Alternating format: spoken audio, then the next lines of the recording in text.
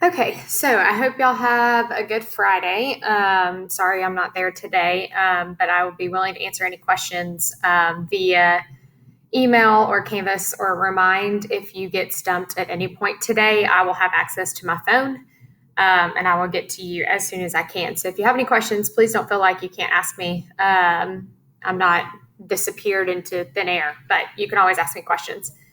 Okay, so today we're going to be doing standard form of a quadratic function. This is section 4.2. So looking at, let me make this bigger for y'all. Looking at the same information we looked at yesterday. So standard form is just simply f of x equals ax squared plus bx plus c. Same situation as yesterday. Why is it that a can't be 0? Because the entire x squared term would be crossed out and we would be left with a linear function. So that's why it is important that we have a cannot be 0. Okay. And at any point in time, you need to pause this. I'm just going to go through this lesson as quickly as possible. So if at any point you need to press pause or anything of that nature, go for it. Okay. So your vertex is a little bit more involved than before. Okay, and what I mean by that is we can't just take out the vertex like we did with vertex formula. We actually have to use an equation, this one right here, to find the x part of our vertex. Once we found the x part of our vertex, then all of this notation is saying is take that answer, x, and plug it into the equation to find your y. Okay, so this is just an ordered pair, and I have that written off to the side. I like to say the opposite of b divided by 2a instead of negative b, because it's just easier to say, well, what is b? Okay, well, then just do the opposite of that, all right? And then all over 2a. Your axis of symmetry is still your x value of your vertex. That has not changed. And if your a is bigger than 0, it opens up. If it's less than 0, it opens down.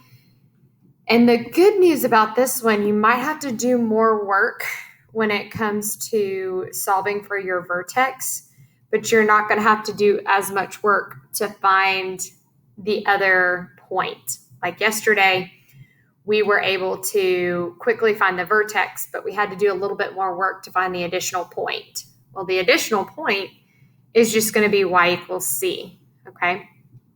Because if you plug in a 0 for x, all that's left is c, and that's going to be your y-intercept where it crosses the y-axis. Okay, so if you need to pause to write more of that down or to listen back over, go ahead and do so. All right, so I want to find the vertex, which way it opens, and the axis of symmetry. Okay, so work through these 3 problems, press pause, and then unpause when you're done with them. But I'm going to keep going. Okay, so I'm going to simply use the formula x equals the opposite of b over 2 times a. Okay, so in this case, my b value is negative 10, so the opposite of that is a positive 10 over 2 times my a, which is 5. So that is just the first part of my vertex. So I need to find my second part of my vertex. And it's tempting, you want to grab your calculator to be able to solve this, but if we're using a calculator, we're using our graphing calculator, and that defeats the purpose, okay? So I'm going to take this one, and I'm going to plug it back in.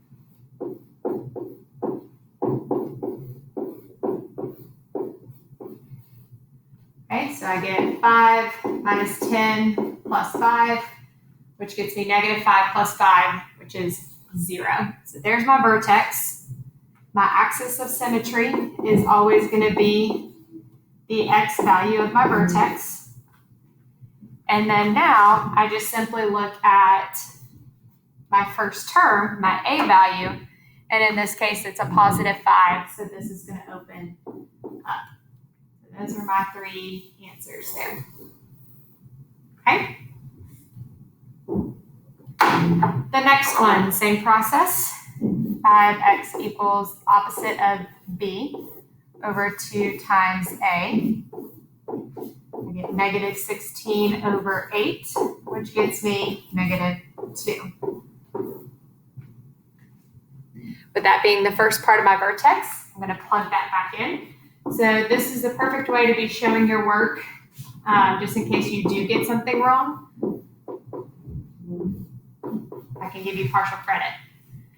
So this becomes 4 times 4 minus 32 plus 8.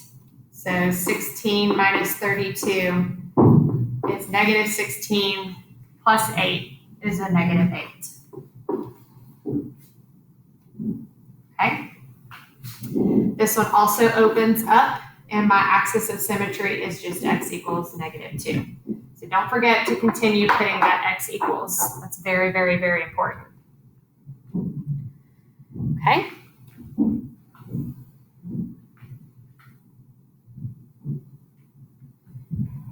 So for number 3, I'm going to take the same thing, opposite of B, over 2 times A.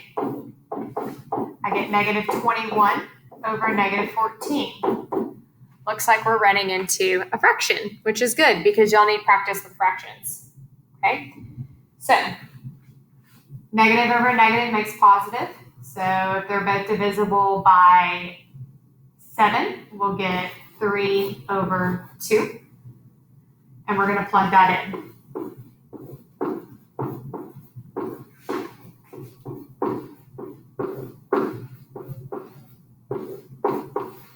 And just like before, we're going to take it one step at a time. When you square a fraction, you're basically just squaring everything in there. So 9 over 4. So this is technically 21 over 1. So 21 times 3 gets me 63 over 2. 7 times 9 is also going to get me 63. So negative 63 over 4.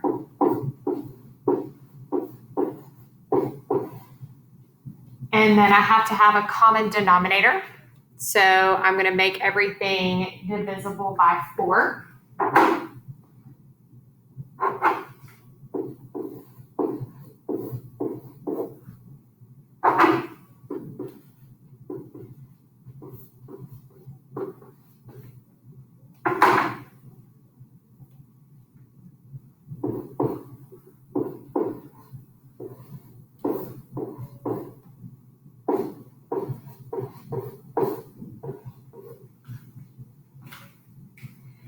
And then from there, I'm just going to follow across, and I'm going to do my negative 63 plus 126, which gets me 63, of course, because we multiplied it by 2. And then minus another 24 gets me 39 over 4.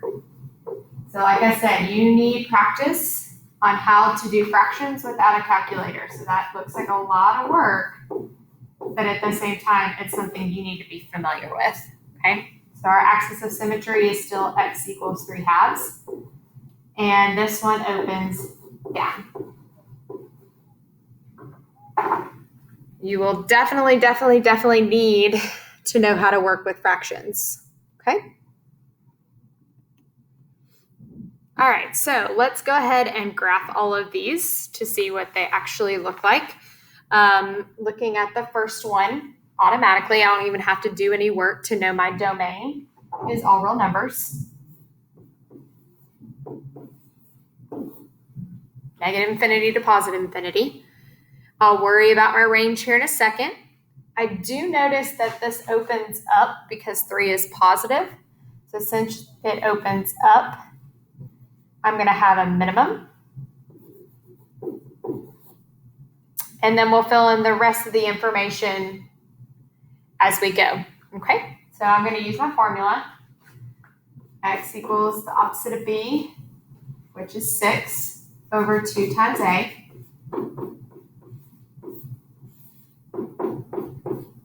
And then I'm going to plug that in to get my Y value. So I get 3 minus 6, which gets me a negative 3, plus 4 gets me a positive 1. Okay, so that means my axis of symmetry is going to be x equals negative 1. So I go ahead and plot -1, +1. I draw my axis of symmetry.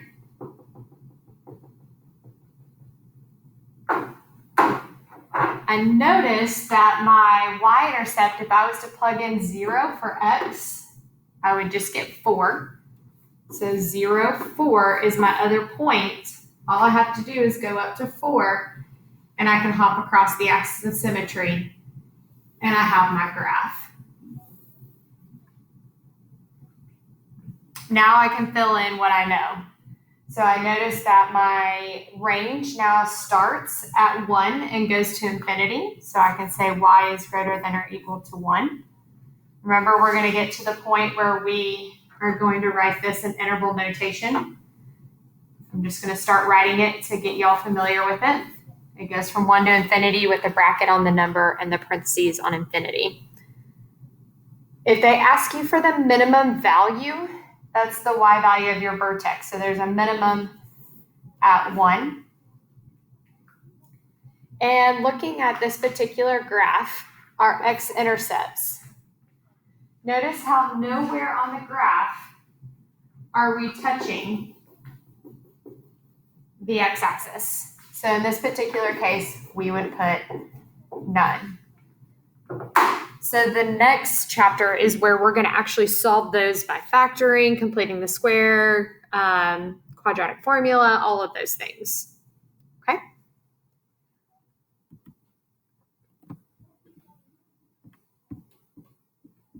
Okay, now we're going to try this one.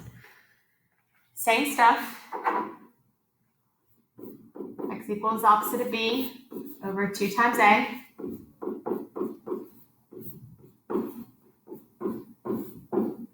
If we were to plug that in, we'd get 5 minus 10, which is -5, plus 7 is 2. Our domain, -infinity to +infinity, always every time, for a parabola.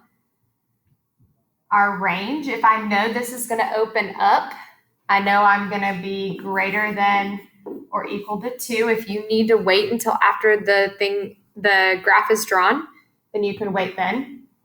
Remember, that's just simply 2 to infinity. Since it opens up, we're going to have a minimum. And of course, that's my y value of the vertex. So I'm going to have a minimum at 2. X-intercepts, I'm going to wait to graph it. My y-intercepts, if I plugged in 0, I would just get my c value, which is 7. And my axis of symmetry is x equals 1. So again, this should be something that's natural to you, finding all these pieces. So if I graph my vertex, 1, 2, draw my axis of symmetry,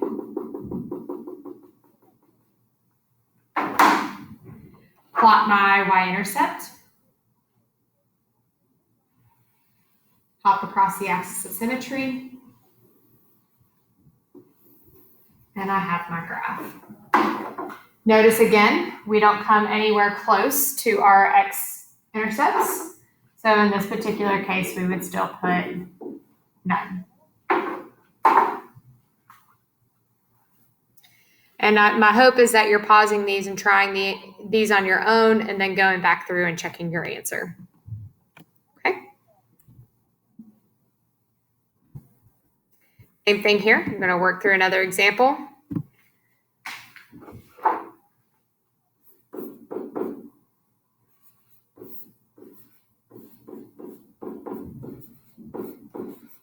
This one is also a fraction.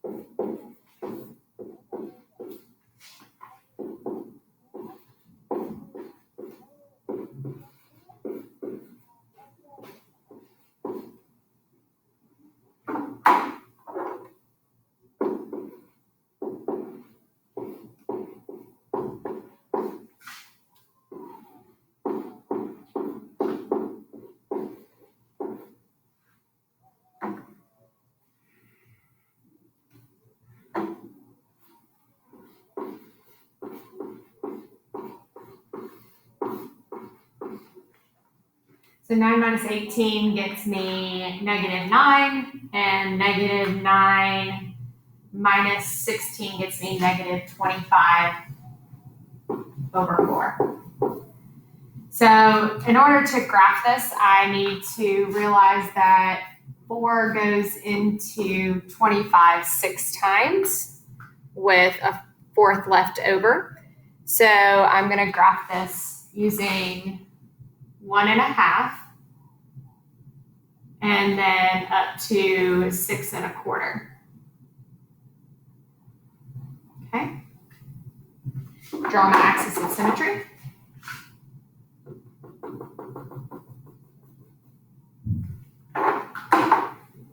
So my axis of symmetry is just x equals 3/2. My domain, of course, is all real numbers.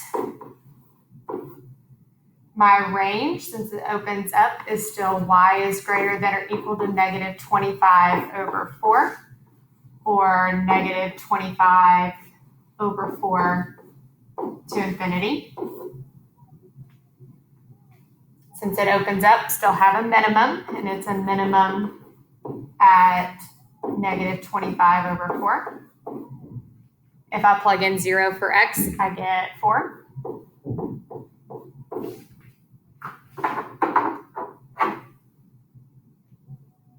Or negative 4. So if you notice, I put my vertex in the wrong spot because I put it in the positive version. So I need to go down here. And notice how I was able to see that only because if I'm going to go to 0, negative 4 for my y-intercept, then that would have caused the graph to go down. And in my mind, I'm thinking, wait a second, it's supposed to go up. So it's a quick way to check your work there. Okay, so then from there, if I'm at 0, negative 4, hop across the axis of symmetry.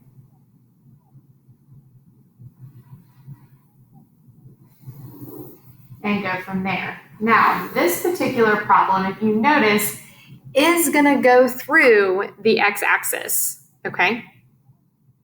So a couple of different ways you can approach this one. You can look at the fact that you can factor this.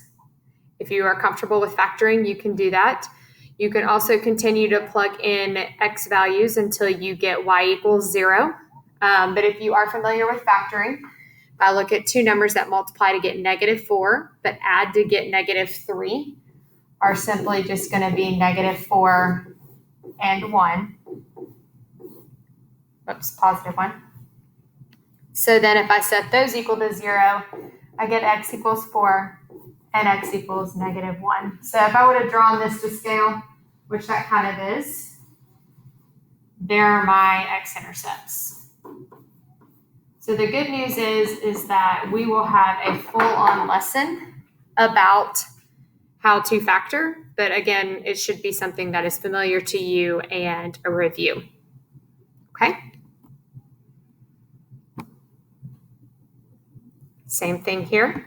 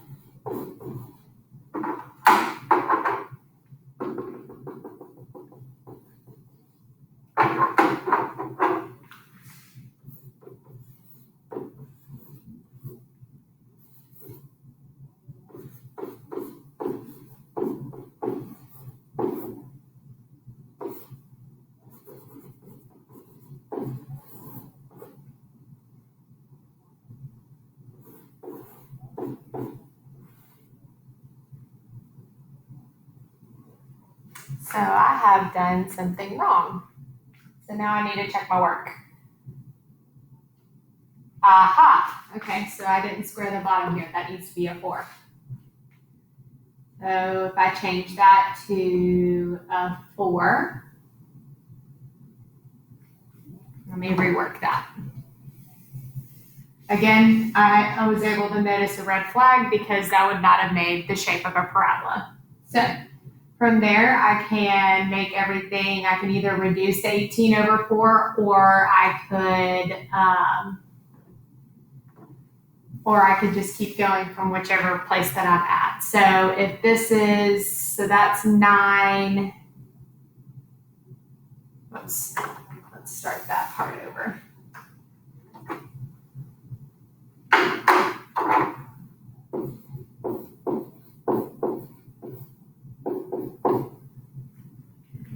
Okay, so this is going to change. This will change. I'll just rewrite that. Okay. That gets me 9 times 2, which is 18 over 4, minus 18 over 2 plus 1. Okay, that changes things a little bit.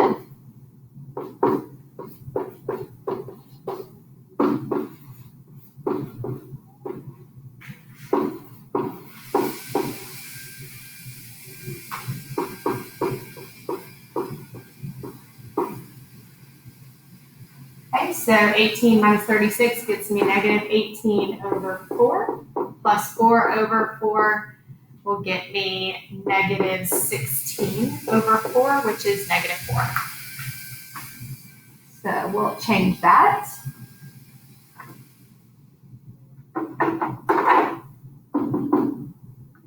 And hopefully that looks a lot better. I'm hoping. So negative 4. And my intercept is at 0, 1. Hop across the axis of symmetry. And it still opens up, which is what I wanted it to do. My range is y is greater than or equal to negative 4, or negative 4 to infinity. I have a minimum at negative 4. And I do seem to cross the x-axis here. If I was to see if this is something that I could factor, I noticed that if I did 2 times 1, this is a little different than the other problem, which is factors of 2, that get me 1, or 2 factors of 2 that get me negative 6 are not possible. So this would be one of those situations where you would have to do quadratic formula, or I would give you your calculator to be able to find those. Okay. All right, so another form you might see is intercept form. Basically, it is what it says it is. If there are 2 intercepts that they have given you, then you simply plot those x-intercepts, and then from there you can find your vertex, which would be in the middle of that. And same rules apply. If A is greater than 0, it opens up. If it's less than 0, it opens down. So let's check that out. So my x-intercepts are simply going to be like I did on that one problem.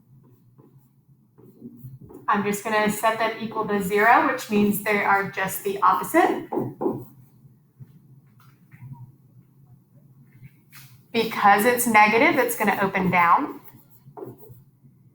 And I have to find my axis of symmetry. So a couple different ways you can do it if you're a visual person.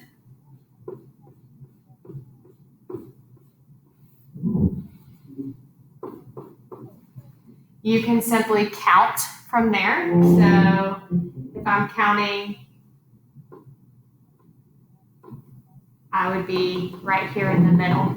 But if you notice, that's at negative 3, okay? So if I did negative 8 plus 2 over 2, I would get negative 6 over 2, which is negative 3. So that's how they're getting what they are getting, okay? So that would be where my axis of symmetry would fall. So x equals negative 3. Same thing here. I get x equals -6, x equals 1. It's going to open up because that's positive. If I need a visual, 1, 2, 3, 4, 5, 6, and 1. So then I could say if it's here and here, then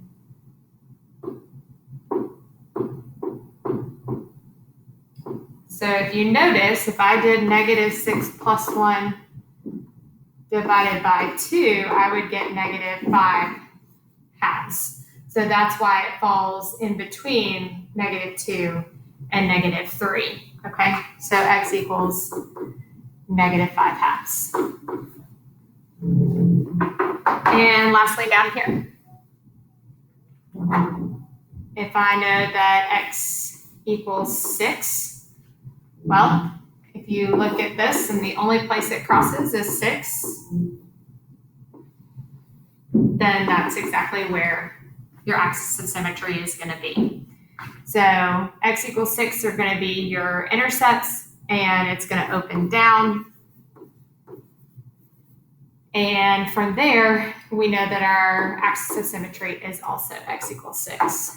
Okay, so from there, if we were wanting to know how to graph these, so for example, the one at the top, I know what the x value of my vertex is. I can simply turn around and plug in -3.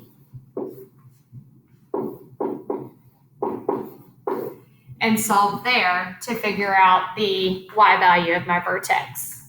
So 1/2 times 5 times -6, or -5. Whew, end of the day. So then that gets me -25/2, and I can graph from there. Okay, so it's just another method of what you could see.